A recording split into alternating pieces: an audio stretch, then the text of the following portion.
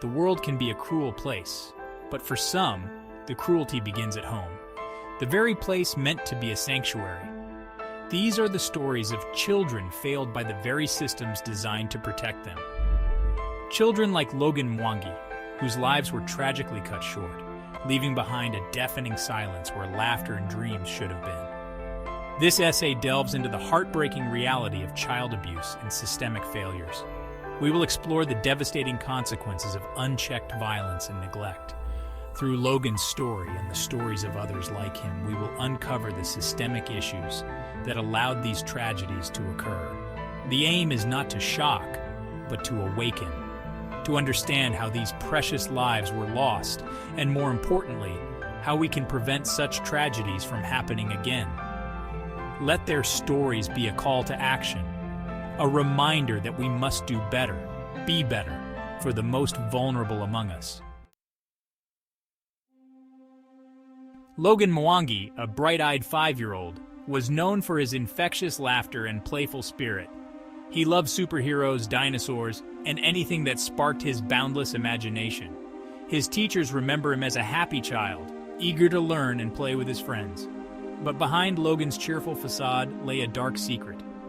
Unbeknownst to the outside world, Logan was a victim of horrific abuse, trapped in a home that had become his prison. On July 31st, 2021, Logan's lifeless body was discovered in the River Ogmore in Bridgen, South Wales. He had suffered catastrophic injuries, a testament to the brutality inflicted upon him. His death sent shockwaves through the community and beyond, leaving many questioning how such a horrific crime could have occurred. Logan's story is a stark reminder that evil can lurk behind closed doors. Logan's bubbly personality masked a hidden pain. The abuse he suffered was not a single incident, but a pattern of cruelty that escalated over time. His injuries painted a grim picture of his torment. Bruises, cuts, burns, and fractures, all inflicted by those who should have been his protectors. Neighbors reported hearing Logan's cries, a chilling soundtrack to his suffering. Yet, despite the warning signs, no one intervened in time to save him. His mother, Angharad Williamson, her partner, John Cole, and a 14-year-old boy who cannot be named for legal reasons, were found guilty of his murder. The trial revealed a horrifying account of abuse and neglect.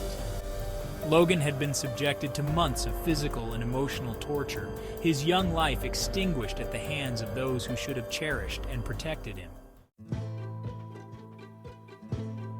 Logan's case, like so many others, exposed the cracks in the system meant to protect children like him. Despite the warning signs, social services failed to intervene effectively. The COVID-19 pandemic further exacerbated the situation, making it more challenging to monitor vulnerable children. Social workers visited Logan's home in the months leading up to his death, but their assessments failed to grasp the true extent of the danger he was in.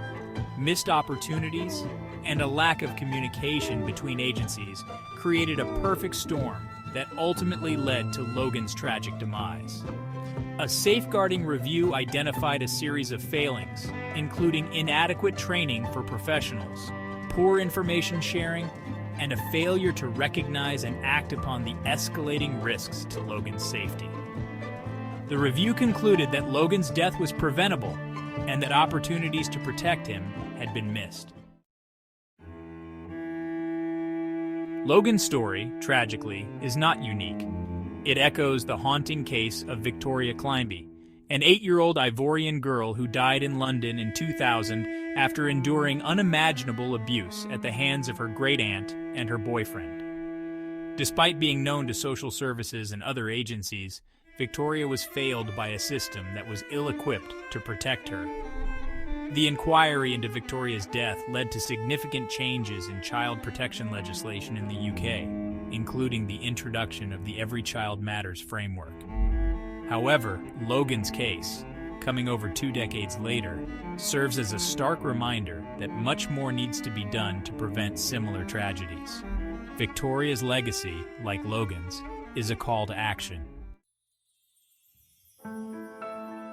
The tragic echoes of Logan's story reverberate in the case of Peter Connolly, known as Baby P, who died in London in 2007 at the age of 17 months. Peter suffered horrific abuse at the hands of his mother, her boyfriend, and their lodger, despite being on the at-risk register and receiving over 60 visits from social workers and other professionals. Peter's case, like Logan's, exposed a litany of errors and missed opportunities. A serious case review highlighted failures in information sharing, a lack of professional curiosity, and a reluctance to challenge parents, all of which contributed to Peter's tragic and preventable death. These cases, though separated by time and circumstance, share a common thread: a failure to protect innocent children from the horrors of abuse. They serve as stark reminders that child protection is everyone's responsibility. One of the most heartbreaking aspects of these cases is the missed opportunities to intervene. In many instances, there were warning signs, subtle cries for help that went unnoticed or were ignored. Neighbors, teachers, and family members reported concerns, but these were often not acted upon with the urgency they deserved. Logan, for example, began exhibiting behavioral changes, becoming withdrawn and displaying signs of anxiety. These changes were noticed by his teachers, who raised concerns. However, the pandemic and other factors created barriers to effective communication and intervention. The warning signs of abuse are not always obvious. It is crucial that adults are trained to recognize the subtle indicators of abuse, such as changes in behavior, unexplained injuries, and a fear of certain adults. We must foster an environment where children feel safe to speak out, and where adults are empowered to take action when they suspect abuse. The deaths of Logan Mwangi, Victoria Climby, Peter Connolly, and countless other children are a stark reminder that we must do more to protect our most vulnerable citizens. Justice for these children requires a multifaceted approach that addresses both individual accountability and systemic failures.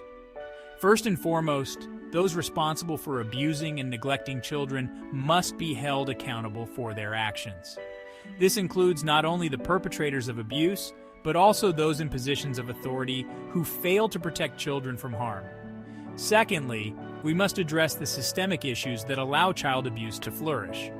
This includes improving information sharing between agencies, providing better training for professionals who work with children, and ensuring that child protection services are adequately funded and staffed. Thirdly, we must create a culture of vigilance where everyone feels a responsibility to report suspected cases of abuse. Finally, we must remember the victims. The pain of losing a child is unimaginable, especially under such horrific circumstances. As we grapple with the enormity of these tragedies, we must remember the victims. Logan Mwangi, Victoria Climby, Peter Connolly, and countless others were not just names in headlines or case files. They were children, each with their own unique personalities, dreams, and potential. Logan, with his infectious laughter and love for superheroes, should be building Lego towers and learning his ABCs. Victoria, with her quiet strength and gentle spirit, should be experiencing the joys of childhood, making friends and exploring her passions. Peter, with his innocent eyes and infectious smile, should be taking his first steps and uttering his first words. These children were robbed of their futures, their dreams extinguished by the cruelty of others. Their stories must serve as a powerful reminder that child protection is everyone's responsibility. The tragic deaths of Logan Mwangi, Victoria Climby, Peter Connolly, and countless other children serve as a stark reminder of the vulnerability of innocence and the devastating consequences of abuse and neglect. These cases highlight the urgent need for a multifaceted approach to child protection, one that addresses both individual accountability and systemic failures. We must remain vigilant, educating ourselves and others about the signs of abuse. We must foster a culture where children feel safe to speak out, and where adults are empowered to take action when they suspect abuse. and we must hold accountable those who fail to protect children, whether through direct action or through negligence and inaction. The fight for child protection is a collective responsibility. It demands our unwavering commitment, our compassion, and our willingness to challenge the status quo. We must never forget the children whose lives were tragically cut short. Their stories must serve as a constant reminder that we can and we must do better. Let us build a future where the laughter of children fills the air, where their dreams take flight, and where their innocence is cherished and preserved.